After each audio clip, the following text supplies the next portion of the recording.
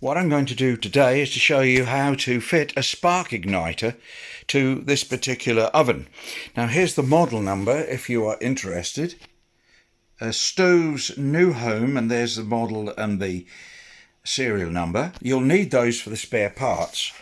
But before you start or do anything with this, I've got it out, as you can see, of its housing. You must do this. Turn off the electricity. In fact, I've not turned it off. I've pulled the plug right out. So this is I've had to take the drawers out of the cabinet there, but nevertheless, that's the beginning point to make sure everything is safe. Now, to get this out, it runs on little runners in the cupboard. You can see there are runners in there, look, there and there. That's what it runs on, so it doesn't need a lot of screws to hold it in. Now, what I want to do is just show you which screws hold it in. Now, there are lots of screws here. The ones that are closer to the oven are to do with the oven and hold the front fascia on. It's just that little screw at the top there. Can you see the left-hand hole there? And the other one, the other side, there, that little hole is where the screw goes that holds it in. So you just take out those top two screws, not these ones, not those ones. Those are what's holding this front fascia on. So you don't need those. You'll know which ones are which because they are, in fact, the ones on the outer edge. And all they do is they just go into this front panel here, where you can see the hole, and it just holds it all in there. Now, the first thing to do after you've done that, you've got the electricity turned off. Double check and make sure that none of the electrics are lit up so that you know it's totally safe. Then you've got the big back panel. There it is, looking all dirty and dusty. It's got a fan on it, so you're going to have to, or this one has got a fan on it, and you will need to disconnect it. So you've got lots of screws to come out of here. Now, fortunately with this one, the only two long screws are the ones that fit it actually in on the top here, where that hole is. Those are the only two long screws, so they can't really get mixed up. All these others are the same size. It's wise to put them in a little tub. Now, I know that's an obvious thing. You can tend to sort of lay them on a surface and the next thing you can't find them. I'm going to pause there while I just take this off. It's a bit of a fiddle because you have to get it past the gas pipe. Now, once you're starting to pull this out, you do need to make up something at the level. You see, this is standing on like a little table that I've cut down to size.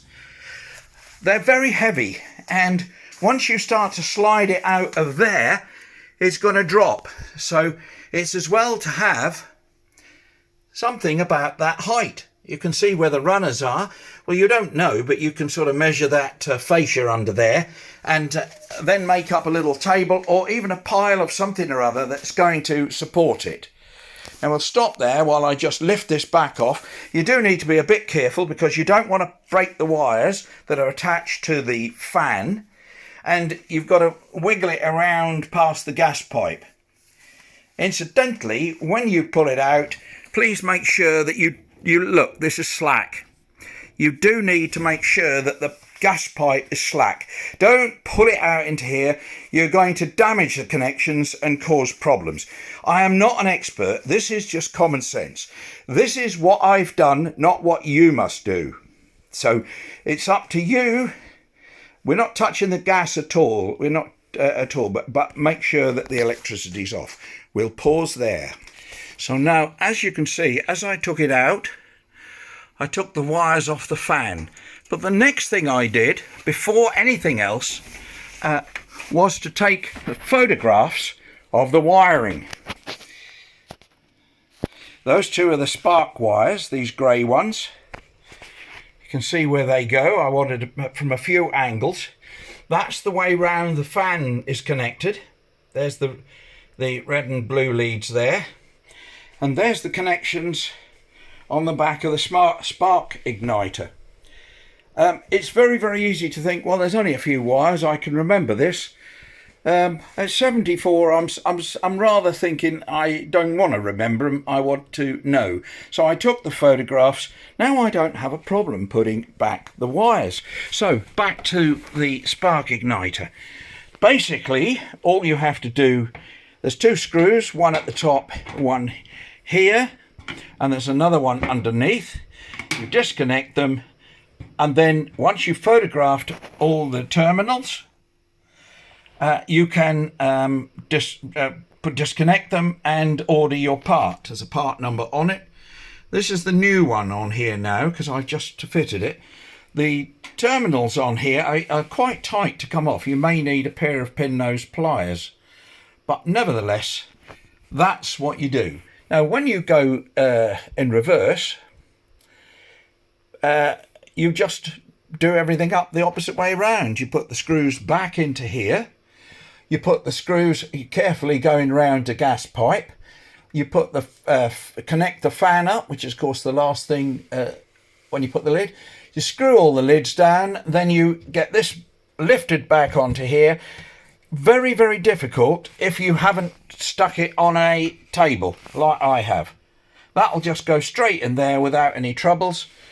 But if you haven't made up a little table or put it onto something that you can, and you need to be able to manoeuvre it with as well, because you're going to have to swing it round once it's out. Now, what was it that made me think that it was the spark igniter? Well, both. This is the grill wire here, this grey one. It goes up to the electrode up the top there, you can see. And the other one goes through a little hole at the back here.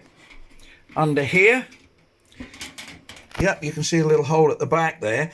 Those are that go to the electrodes to make the spark. So it's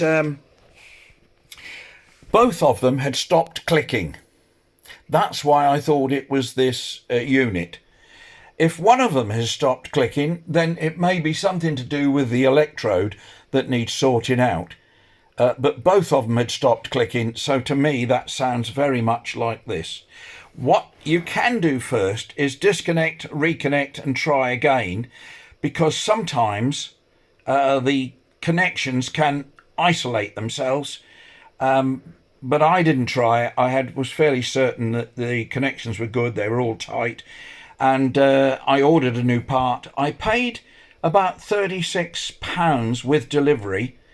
And the problem would be that if you don't spend the £36 on this, some guy or woman is going to sell you 600 to 900 quid's worth of oven for 36 quid's worth of part.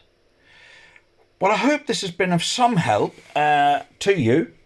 But if you are not confident in doing what I've just done, please don't start at all.